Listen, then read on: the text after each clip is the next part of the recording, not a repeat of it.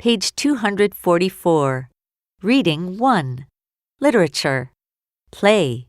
The Secret Garden. By Frances Hodgson Burnett. Adapted by David C. Jones. In this classic play, the orphaned girl Mary Lennox comes from India to live at Misselthwaite Manor, England.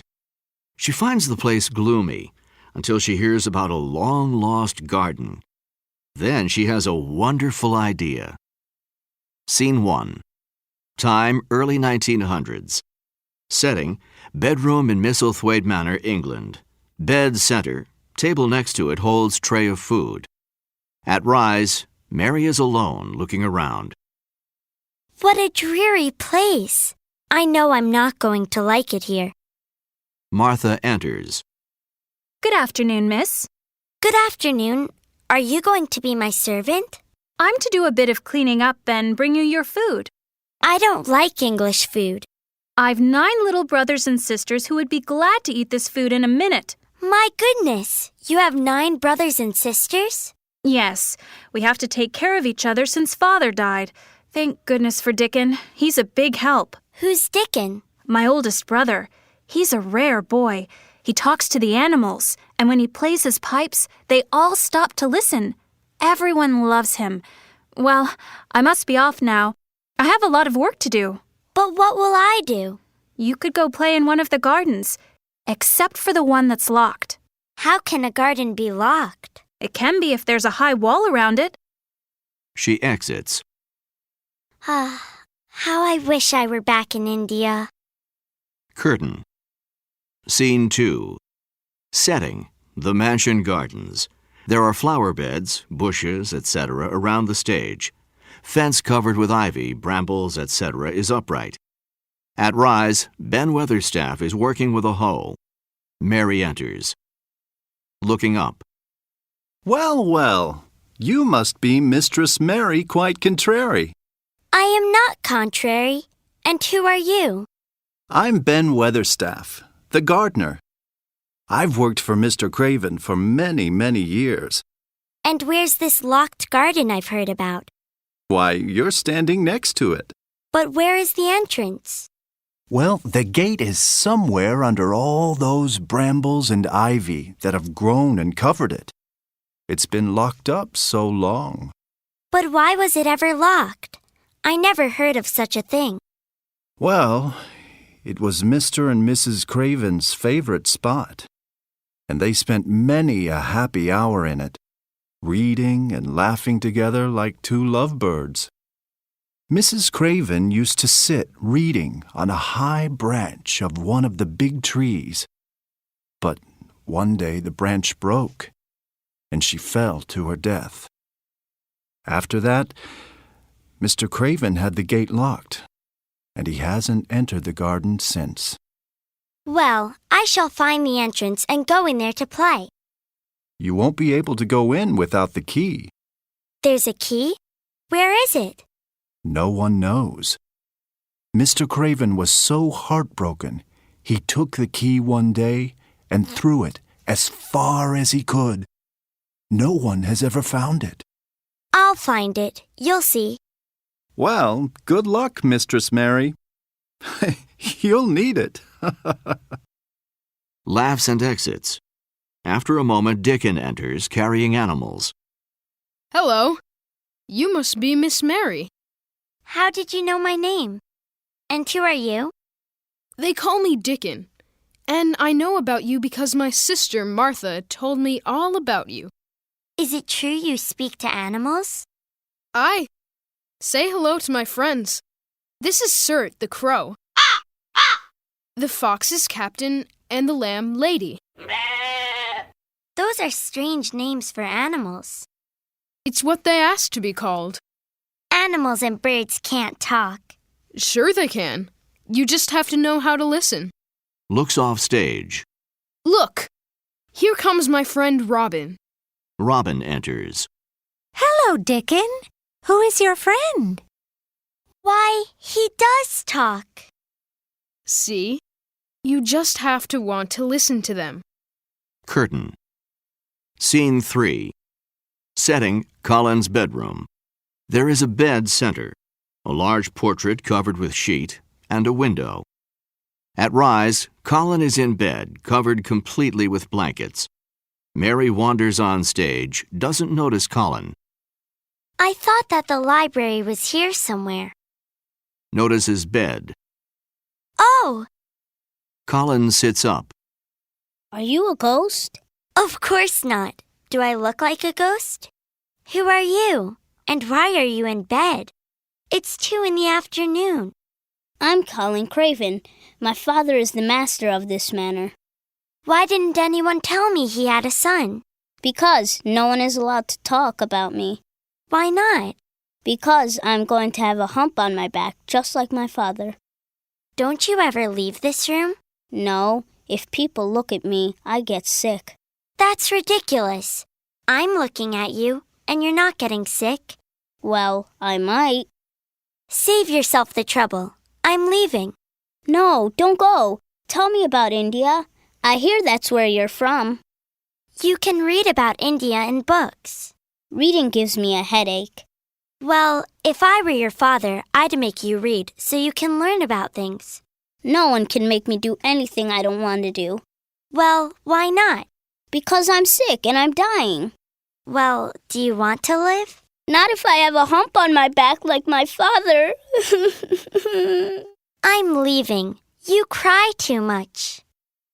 Mary exits. Quick curtain. Scene 4.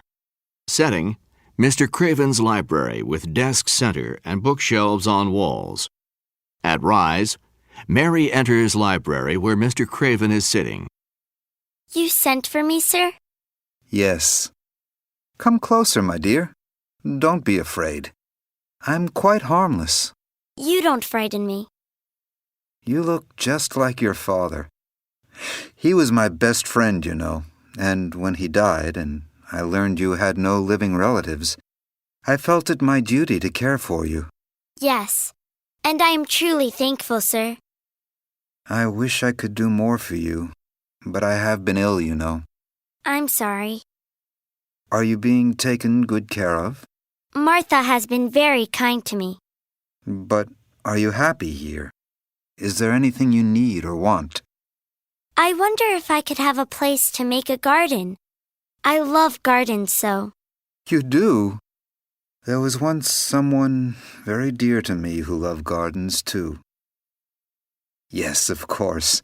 Choose any part of the garden you wish, and I will see that you get all the tools you need. Now, child, leave me. I wish to be alone. Thank you, Mr. Craven. And try not to be so sad. Runs out. Curtain. Scene 5. Setting, same as Scene 2. At rise, Mary and Dickon holding Robin are looking at fence covered with brambles. Oh, Dickon, if only we could find the entrance to this locked garden. Mr. Craven said I could have any garden I wish, and I want this one. But even if we found the door, we'd still need the key. Key. Now where did I see a key? You saw a key, Robin? Yes. I was flying around the other day and I spotted a rusty old key. Oh, Robin, think, please. Where was it? Over there, near that bush, I think. Mary and Dickon search. Look! Here it is! Holds up key. Now if we only knew where the gate was. Oh, I know that too. Well, why didn't you tell us? You never asked me. Show us where it is, Robin. It's over here, behind this ivy. They rush over to fence. Finding door. Yes, yes! Here it is! Quick, Dickon, try the key. Very well. He tries the key. It's turning, but very slowly. It's very rusty. There! I think I've got it. Now we'll just give a little push and... Curtain goes up, revealing a dead garden. This is it! The locked garden. Oh, But look, nothing is growing. Everything is dead. It just needs some care and lots of water. Gestures. See? These rose bushes are alive. Soon they'll be blooming. Curtain. Scene 6. Setting, same as Scene 3. At rise, Colin is in bed. Mary and Dickon enter, holding animals. Hello, Colin. This is my friend Dickon. He brought his animals to show you. Where were you, Mary? I've missed you. Hello, Dickon. I've heard all about you. Hello. Want to hold Lady? She's a nice and gentle lamb. Oh, yes, thank you. Holds lamb. I'm glad you came. I have so few visitors, only Mary and Martha. Not even Father comes to see me. Why not? Because he doesn't want to see the hump on my back.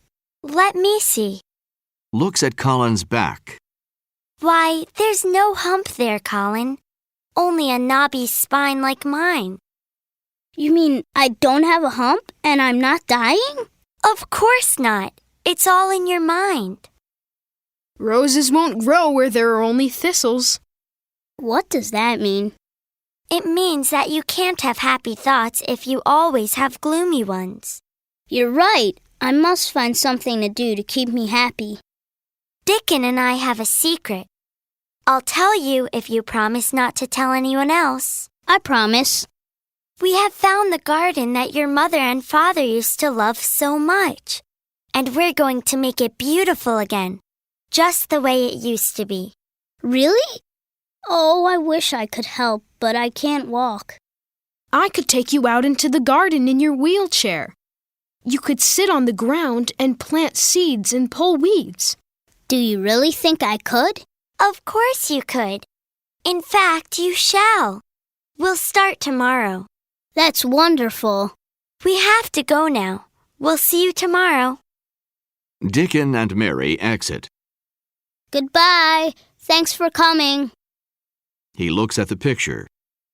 Oh, Mother, forgive me for covering you up. He gets out of bed and tries to walk toward the picture, but falls. If only I could walk. I will walk. I'll practice a little bit each day, and when Father comes home, I'll show him I'm not an invalid anymore. Curtain. Scene 7. Time, 2 months later. Setting, the mansion gardens.